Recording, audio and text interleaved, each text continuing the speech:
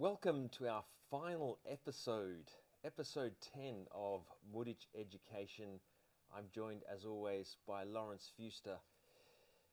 The title of this episode is Trailblazing, and I'm going to proceed immediately to consult with Laurence about this theme, about this word. As we were having a bit of an informal chat, this concept trailblazing, it sounds like when someone's on fire. Flames are coming out of them. That's what it sounded like when I was talking to you about this concept, this topic. So trailblazing, why this topic? Why is it so important for you? And what does that look like for you, just in general first? Well, for me, how you said it, being on fire, it kind of, it depicts that. When you're have such a thirst and a hunger and a flame, and when you're just progressing and you're getting so much done, you're continuing to create and to make achievements in such limited amount of time. To create and to build something great, when barriers come up and certain obstacles or pushback, you continue with it. You constantly push past and you constantly achieve and progress.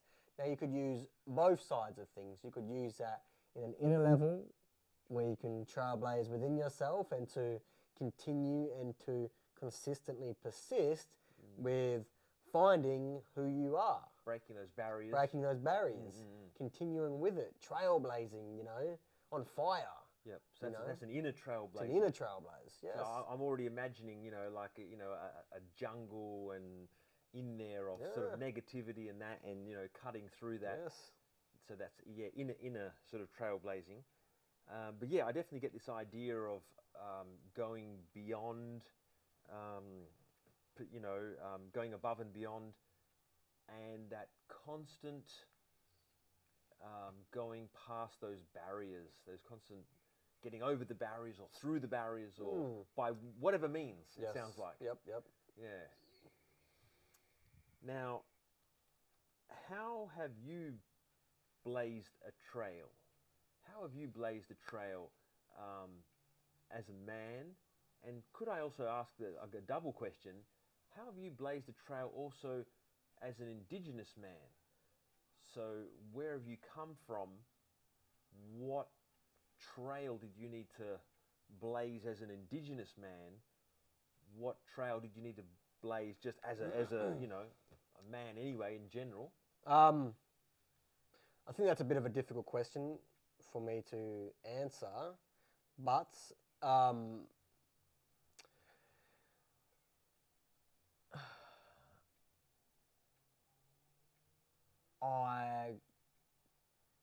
see myself I see myself as a doer, as a constant improver, as a trailblazer. I look at my past and look how far I've come now. That it's taken me years, but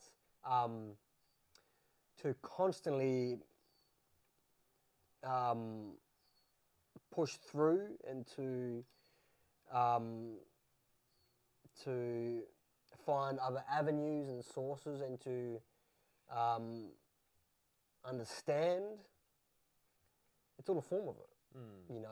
Maybe at the time I didn't know, I didn't understand, I didn't even know what it was until I got called that one day, when I was in prison. Right. I was called a trailblazer because the amount of work that got done in such limited amount of time, the amount of work that was achieved with so many barriers and so much pushback in a place where you are controlled. And that was through creating the program, especially being in prison and not having the correct resources at hand, constant barriers, constant obstacles, and so much pushback. It was difficult. Yeah, just quickly, I'm just curious. Who called you a trailblazer? Who gave you that? Well, the lead for the person who ran the mentors in there. So let me put the word for it, but so she runs all the mentoring and all that, all the men that Yep. Like a coordinator. She was a coordinator. Yeah. A coordinator. So Yeah. she was the first one to call me that. Then I had friends that would call me that. Yes, and that was the first time I was ever called that. Yeah. First time, because it even surprised me. It shocked me how much work that I got done. How much I got done in such an environment. You know, not to create a program and to get so much done within such a limiting amount of time, and to have it at the depth and the level that it was at. Yes. You know, Yes. getting it implemented into the education department was the biggest. It was one of the hardest things to do. Yes. If I could quote you, getting that program accepted into the education department within the prison system was a fucking mission. A fucking mission, yes. So there was plenty of barriers. Plenty of barriers. But you got a tremendous amount of work done in a sort of short time. You know, through getting it firstly started and then actually doing the work. So when I got given the opportunity to make the program, when I got given the opportunity to being able to even facilitate a program, let alone make one, which was my own idea, I had to do the work. And there was a lot of work involved. There was a lot. And, you know, not having everything given to you, having to constantly, having pushback from officers and from certain places, it was difficult. Yeah, I was going to ask you that. Like, what were some of the barriers that you overcame in order to get that work done? Yeah, lack of resources, lack of sleep, lack of freedom. Like, what are some of the things you had to push through? Well, one of the barriers, I was a barrier myself at the start. I was a barrier. A barrier to yourself? I was a barrier to myself, Right. I had to conjure the motivation. I had to find that inspiration. I found it. I was inspired. Through that inspiration, it motivated me. And through being so motivated, I just pushed above and beyond, Firstly, writing it down, writing the whole thing, sleepless nights. Some nights I was up to like 2, 3 in the morning, just writing. Some nights I wasn't even writing. Some nights I was just sitting there in a pitch black room, just thinking. Just thinking about the change and how we can start to create this program and how we can start to form this program.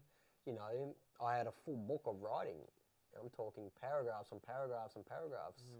And it was, just getting it organized and structured in the way it was structured. Yes. Organized the way it was organized. And what inspired you? You've sort of said a few of these things already, I suppose, but what inspired you to go on that trailblazing mission? So was it that person who called you a trailblazer? Was it that friend who was it something about your self-reflection and what you'd seen? Was it a combination of all those things? What set you on that path to become a trailblazer? I think, it was results. The more results I saw, the more things I achieved, the more I wanted to progress. Yeah. I loved it. I loved the feeling. But the most important feeling, I loved what I was doing it for. Yeah.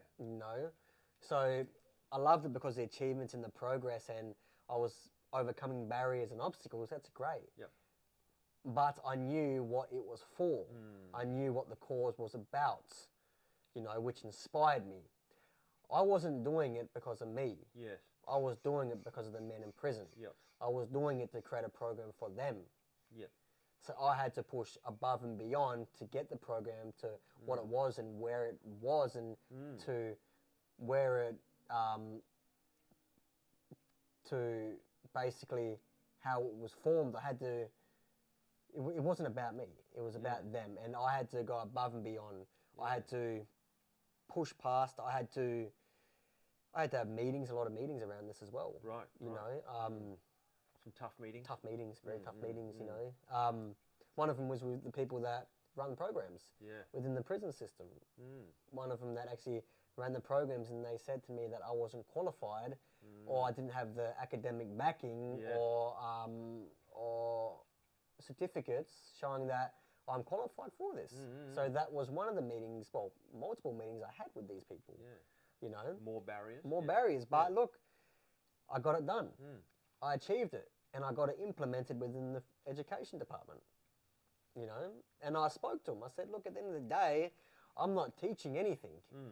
I am here with a bunch of great men talking about life and how we can change. Yeah. So it sounds like, yes, it sounds like something that was originally about you and your own process, your own healing. Yes. It then suddenly became more than you. It became the bigger picture. The bigger picture, yeah. So at the start, it was about me because I had to understand how I've done it myself. You know, I've done it myself, but I'm still doing it as well. You know, there's still a lot of work to be done. But the little bits are the big bits. So at first, it was about, okay, so what were the little things that you put in place to become better, to build a stronger mindset, to create a more disciplined routine and a disciplined self and routine in general? How did I shift my mindsets and my consciousness to what it was to where it is now, you know, in a more positive, vibrant light, you know? So I had to do that first. So at first, but then doing it, it was now about the bigger picture. It was about, okay, I've got to get this done, not for me, but for them. If I want to get this program implemented, I've got to really pursue. And it is not going to be anything if we can't get it done. If the men can't experience this, then there was no point in it in the first place, but I got done. Yeah, so I'm really getting a sense of mission. It was a mission. It was a mission. The mission. It was a mission, and it was, it had to happen. I was possessed. I had to do it. I needed to do it. Not for me, I needed to do it for them. But at the same time, I needed to do it for me as well. You know, because it was a fulfillment knowing that I achieved what I set out to achieve, and I achieved it in a place that doesn't see much achieving, you know? Yeah, well, we, not sure if you remember, in episode 1, we started with a bit of spirituality, and I said, you know, are you a spiritual man? Now, it sounds like we're getting back to that, because all this stuff, mission, inspiration, you know, this sounds like stuff like you're connecting with the divine here. Do you ever get a sense of that? Do you ever get a sense that like something divine has worked within you, or is within you? You know, I see myself as connected to the land and to, I like to say, spirit. I feel like, I don't know, I've got no evidence backing it, but I believe. I feel it. Knowing that this is what we need to do, this is what I've been set out to do, this is what I have to do, you know, I have to start to, I want to, I need to, and I only found this, you know, I only found this 3 years ago. Truly found this 3 years ago. I've always felt that connection, but I've never dived into that. You know, I kind of put that on the side. But now, and the last podcast was, you know, staying true. Staying true. That's a big part of it. You know, staying true to your mission. And this is a part of it. You know, and I understood that what I had to do, so I did it, and I trailblazed to get it done. I had to get it done. And how do we find our mission? You know, like teachers and leaders and educators, and you know, anyone in general. Does everyone have a mission? Or is it okay not to have a mission? Yeah, it's, of course. I believe you know, we all have a purpose in life. We all We all have a purpose. You know, some of us, we don't follow through with that, you know. But it's okay not to have a mission. It's okay just to be yourself and to just enjoy life and to... Or maybe we don't have to think of it as a mission, maybe just a purpose. A purpose, example. yeah. You know, the purpose is to do this, so I'm going to make it my mission to achieve it, you know. But it's okay not to think like that. It's okay just to be where you are at. So would you have any tips or advice for finding your mission? You know, should we be aware and alert of, you know, when we feel impassioned and inflamed? Are we sort of then red hot? Are we near our mission? Or I think we need to reflect in a dark room. Think to ourselves. I think you just got to know what you want to do in life. Yeah. It just comes down to that. You just got to know what you want to do. You know, you got to. You had that calling, you had that deep calling about what it is you truly want to do. Yep. Some of it we... But that deep calling, this is so elusive. Like, do you think like a connection with nature could maybe work on that calling? I don't maybe think... awaken it so? Or? I don't think nature will do that. I think it will be about what's important to you. Right. What's important to you. Yep. You know, and what do you want to do? You know, for example, for me, I find it very important to help people. I find it very important to help transform lives, and that's important to me. Yes. It's important. Therefore, it's so important, and I hold it very dearly. It's a value. I will then start to work with that. You know, I will make it it's my purpose, my calling, it's my mission. Yeah, and I do feel this a lot from you, that your mission is to transform people's lives, and I feel the passion and compassion, because just before we were having a chat, you were saying, you know, you saw some other you know, inmates who maybe are now on the outside not doing so well. And that really brought you a lot of sadness. You were talking, and I could see you were sad. I could see you were down. Yeah. About these individuals.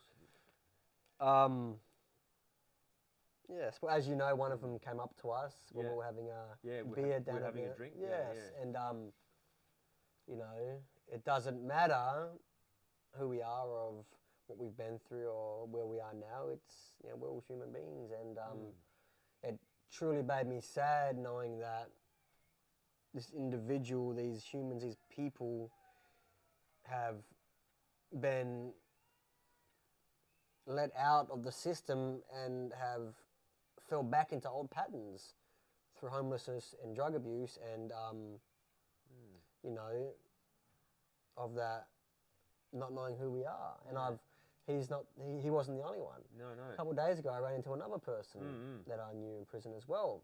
I saw him, and he on the streets and drinking, and you know, I walked up to him and I said, "Look, hey brother," and I'm straight up too. Yeah. I said, you know, he had wine with him, this and that, drinking, and that. I said, "Brother, what are you doing with this? You know, look where you are. Look about how you're feeling. This is not going to get you anywhere. Yeah. You know, you need to start to come out of that. You know." And he said to me, "Yes, I know." And I said to him, "Look, I'm not going to tell you what you want here. I'm going to tell you what you got to hear, and you know that." And he said, "Yes, I know, Laurence. I know that you're always going to say that to me. You know, but it breaks my heart knowing that they were someone different in prison when they didn't have, you know, they were finding themselves in a way because they didn't have the alcohol. They had a bed, they had food, they had everything they needed. But to be put back out into society when freedom is so free and everything is at hand, you know, and we can really fall into old patterns if we haven't controlled those temptations, and especially being out in the street with no support, no family, and no way of not knowing how to get where we want to be. So we drink and we lose ourselves, and that makes me very sad. And And I saw another friend today as well going through the same thing on the way here, actually. all right. But, you know, I got all their numbers, you know, and I said to them, call me whenever you need. Yeah, well, I'd like to tell just a very, very quick story. Actually, when we were having a drink and at a pub, and that individual who walked past, and you know, we had been talking about a lot of concepts, and well, yeah, this guy was looking pretty rough, and you said, look, here's my number. You know, don't hesitate. And you know, for me in that moment, the guy had to put on a bit of a tough front. You know, he said, "Oh, how you going?" and all that sort of thing. But I had a look in his eyes when you gave him your number. I saw in his eyes almost as if he wanted to cry, and I perceived that he felt loved in that moment. And anyway, he went off, and Laurence just said to me, as simple as you like, said, "That's the work." Just giving the number and saying, you know, don't hesitate, call me. And so that really exemplified for me, you know, your heart, your soul, your compassion, and the very hard work that you're doing, but using all means, even those simple means, like here's my number, and knowing that there's support. knowing that there's And someone there. whenever you're ready, tap into that support, because I'm here and I'll be present with you. You know, no matter what you're feeling, and you know, we can share that space together. Yes. Now, you are often going on, you make a very big deal of time and the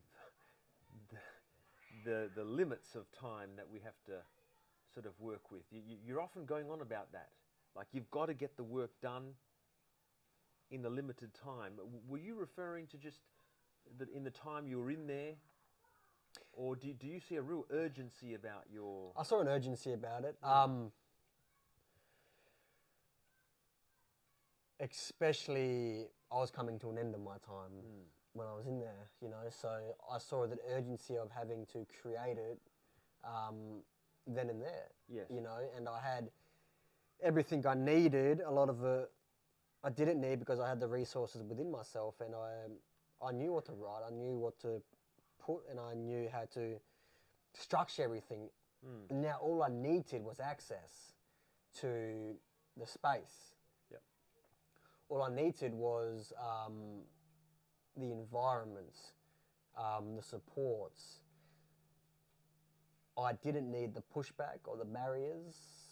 We talk in prisons how it's a rehabilitation system, but it is not. Because why is there pushback for a program that incorporates rehabilitation? Why is there so much pushback? Yeah, you should have this space. We see how much you're doing, and you're the only one doing that. You know, so we will give you this, and you know, hopefully you can help rehabilitate others and help others find their connection. We don't see that. It's no, you can't do that. In a prison system, we're money. Yep. The color of money, $100 bill is green. We wear green. To them, it's a paycheck. You know, they don't want us to rehabilitate ourselves, because the more we come in that door, that repetitive door, the more they get paid. So when we have a program that consists of change, Should be a no-brainer. should be a no-brainer. But there was so much pushback. There was so many people saying that you aren't qualified to do this. And we had people going to counselling sessions, people from our program going into counselling sessions, talking about how great the program is. And the results we got from that was truly remarkable. And through them going to their sessions, talking about the program and what they're learning, this is when the meetings come up. Because a prisoner creating such a program around change is intimidating to them, you know? So that's why I had the first meeting with them. Yeah.